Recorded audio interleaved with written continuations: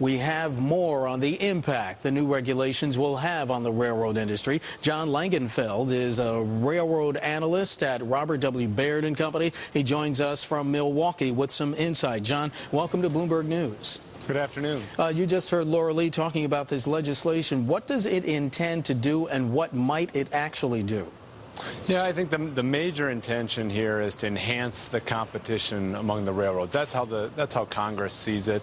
It could take many different forms. It could take increased access to the various lines to more onerous legislation of actually controlling pricing. Is that the thing that stands out for you, that the government could then get in the business of price controls?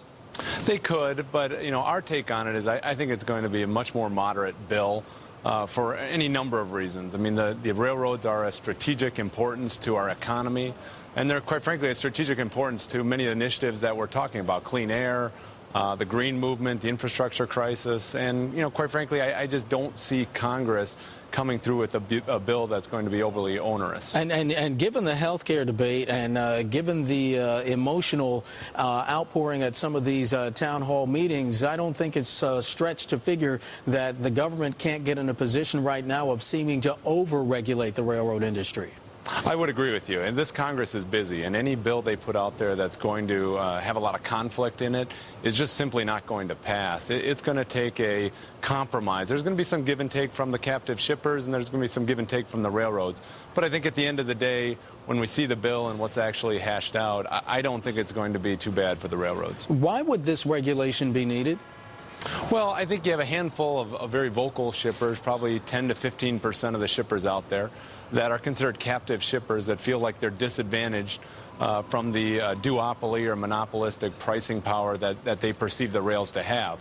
However, if you look at it, the returns that the rails have, they're really not that compelling as of yet. They don't support the basis that this is a monopoly or monopolistic power. So, you have different views on it, but I think at the end of the day, these rails need to make a better return, and we need them to invest in capital. If we start controlling the price, they're not going to be able to do that. John, one of the requirements in the legislation before Congress would be for carriers to install automatic braking systems on most of their tracks. That would seem to be a common sense idea. Yeah, then that actually splits into a different form of legislation that's out there. That's called the positive train control. And there are some needs for that. I think where I would object to it and where, really the broader economy should object to it is where it's a mass blanket across the network saying we need to have that type of control everywhere. Because that's a very expensive and unfunded mandate that we're pushing down to the rails. Ultimately, that'll find its ways back to the consumer. So I think that's something that we need to think about more closely. It's already a bill that's been released. It's in comment period, so we'll see how that comes out. And Burlington Northern also calling on lawmakers. This was even back in August to allow the carriers to put that technology just on the busiest lines.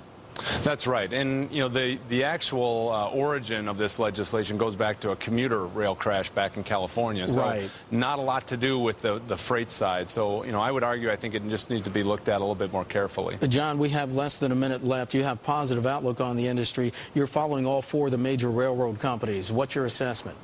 My assessment is we're at the right part of the cycle to own these stocks. Sure, we have some headwinds still in front of us. The economy hasn't turned the corner yet, right. But we bottomed, and we're going to have improving returns, and I think it's a good place to be investing money in. And which ones are you looking outperform and which one's neutral? Yeah, our best ideas here would be CSX, kind of a turnaround story that didn't get to see its full benefit in the last upcycle, and then Burlington Northern, probably the best commodity mix and the best management. And on the neutral side? Union Pacific and Norfolk Southern, two very good railroads, but would prefer the other two over those. John Langenfeld of Robert W. Baird and Company joining us this afternoon from Milwaukee, Wisconsin. John, thanks. Thank you.